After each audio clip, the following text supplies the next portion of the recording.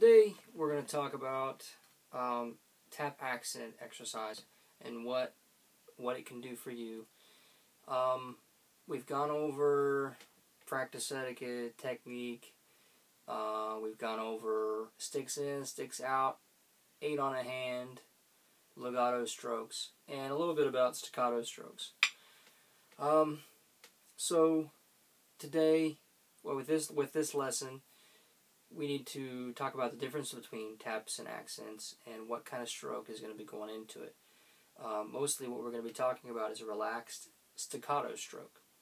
When you think about staccato, a lot of people tend to always think the accent aspect, but a staccato stroke is a tap as well. You see how I'm holding onto the stick? The stick does not do anything that my wrist doesn't tell it to do. Okay? And it doesn't just rest on the head like that. I'm not just placing it on the head. It does exactly a tap. And it's not going anywhere else. I'm not squeezing it really hard. I'm not doing anything special. All I'm doing is stopping my wrist, placing each note. Pretend like you're taking a hammer and tapping a nail. Like you're building a birdhouse. That may not be the perfect example for everybody, but okay. And sometimes with the left hand at certain tempos, you may have to squeeze a little bit more with these fingers. And I noticed that I didn't mention this on the technique video, but check out my left hand here. I want you to look, see these 3 fingers. They kind of make they're all in line together. Okay. If you take it and kind of look at it like that, the fingers make a line together. So that's another thing on technique that I may have missed. So I wanted to clear that up. So taps and accents.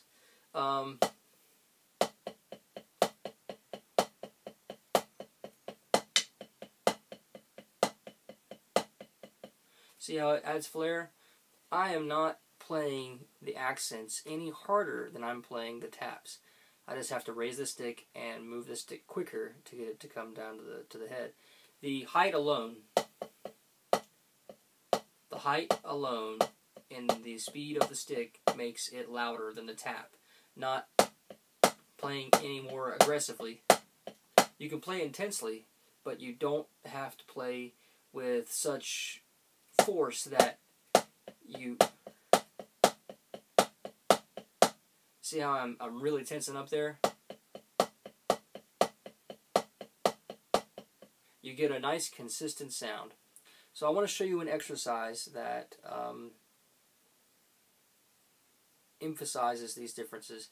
And I'll also show you how an 8th note based tap accent can be utilized or helpful for you when you're figuring out other passages of music. Okay, so how we start out with this, we do 4/8 notes on each hand, taps, like that. Okay, that starts us out. So it'll be like 1, 2, ready, go. Alright, next you have, what this exercise is called is 4-3-2-1. It's a basic kind of bucks exercise. The next 2 bars, you're going to be doing this, 4s.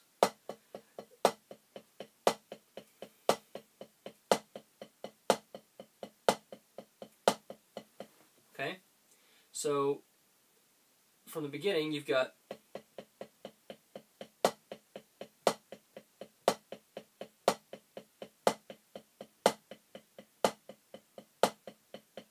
all right. The next section you do 2 bars of 3s.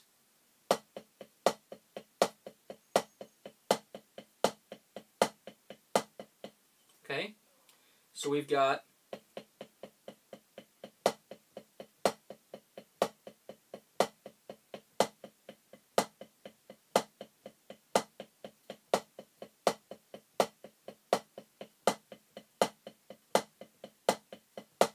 Alright, I realize that's actually 4 bars each, because it's 8 notes.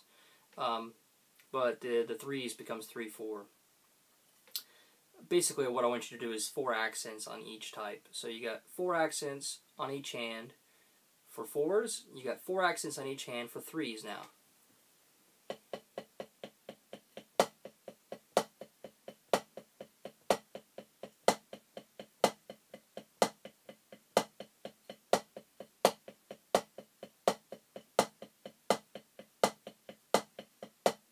Alright, the next section is 4 accents with 2s.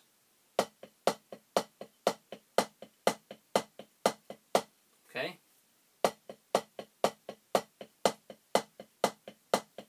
Alright, and I'll go ahead and throw the last part in. It's 4 accents each hand. Okay, so look at the whole exercise. I'm going to do a tap off, normal tap off. Remember the sticks out that we talked about. Go ahead and play along with me. Out.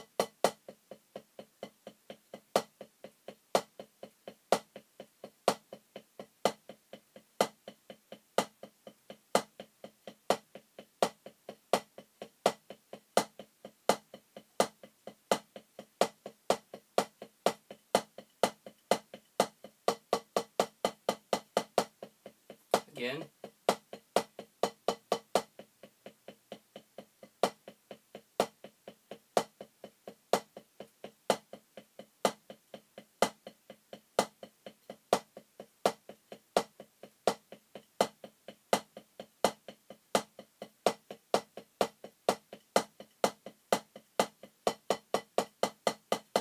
One more time.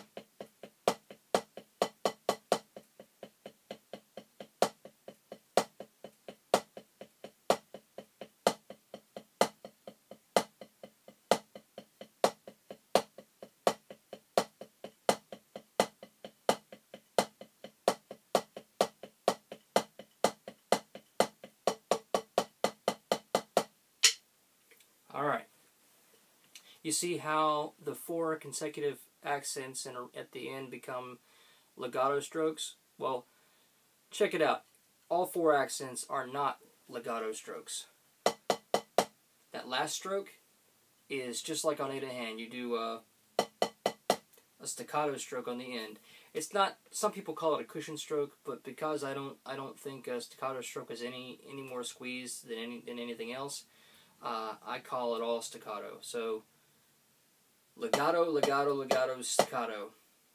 Okay, see how it stops? Bounce, bounce, bounce, stop. Bounce, bounce, bounce, bounce, bounce, bounce, stop. Okay, and you see how, I mean, again, remember that I'm directing this towards brand new snare drummers who are trying to make the line right now. I want you to remember that the sticks have got to, when you're playing, I see this a lot, like especially on 8 on a hand, this hand drifts off.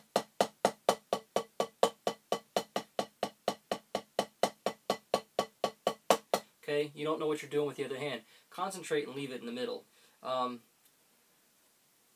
Remember that each note is placed, and with that control, you can insert the other hand.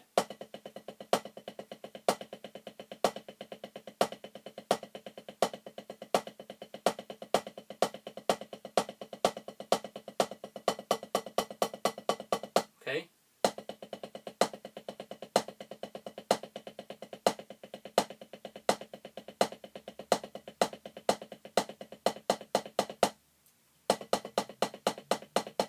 Try doing the whole exercise on one hand, but with the 16th notes inserted like that. Do that on your own time, kind of figure it out. But that's without doing accents and taps in an 8th note basis. How are you going to play them in a 16th or a triplet manner? Take this for instance.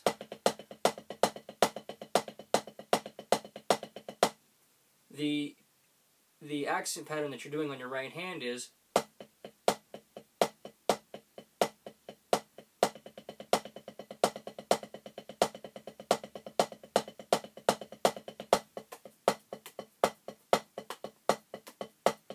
see how that works? I'm not hitting myself in a painful spot. I'm hitting myself on the belly here.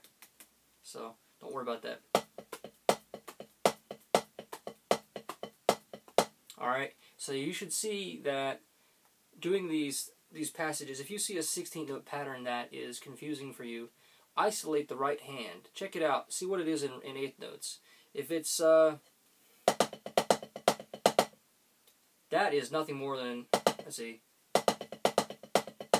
you're just doing this the whole time with the right hand. It's the right hand, the left hand that you've got to worry about. You're just doing basically like that. Or, I'm sorry. You're doing the same thing. Check that out. You're doing this in the left hand. It's just displaced by a 16th note. Okay? If you have any questions, please feel free to drop them in the line below. The biggest emphasis that I want you to make with this is distinguish your taps and accents. It's the same as any other exercise, by the way. The faster you get, drop your height. Your taps should always be around 3 inches or 1 inch, depending on where you're marching, what they call it. And sometimes at a slower tempo, you want your taps to be maybe a little higher, like that. If you're doing 12-inch strokes, if you're doing 9-inch strokes, you might want to bring it down to 3, or bring it down to 1. And when you get really fast, 6 inches, accents.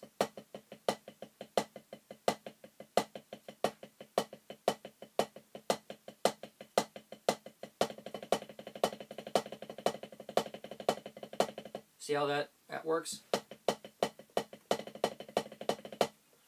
That is how you get to be fast.